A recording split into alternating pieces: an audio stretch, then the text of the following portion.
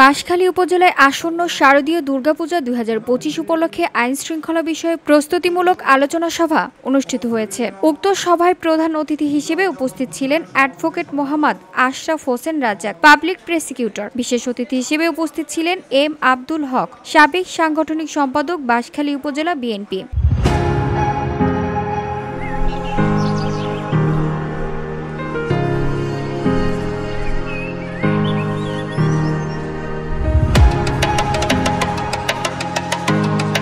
আলোচনা সভায় সভাপতিত্ব করেন ৯ নম্বর ওয়ার্ডের বর্তমান মেম্বার সোহেল ইকবাল আদর। অনুষ্ঠানটি সঞ্চালনা করেন বাঁশখালী উপজেলা বিএনপির সাবেক যুব বিষয়ক সম্পাদক এস এম আব্দুল রশিদ। সভায় উপস্থিত ছিলেন বিভিন্ন ওয়ার্ডের বর্তমান মেম্বার, মহিলা মেম্বার, চম্বল ইউনিয়ন শ্রমিক দলের সদস্য সচিব মোহাম্মদ রহিম, যুবদল নেতা সৈয়দ নূর, ইয়ার মোহাম্মদ ও কায়সার আরিফ সহ অন্যান্য নেতৃবৃন্দ। আলোচনা সভায় বক্তারা আসন্ন শারদীয় দুর্গাপূজা শান্তিপূর্ণভাবে সম্পন্ন করতে আইন শৃঙ্খলার রক্ষায় সকলের সহযোগিতা কামনা করেন এবং সাম্প্রদায়িক সম্প্রীতি বজায় রেখে উৎসবকে সফল করার প্রত্যয় ব্যক্ত করেন। VOD Bangla news desk.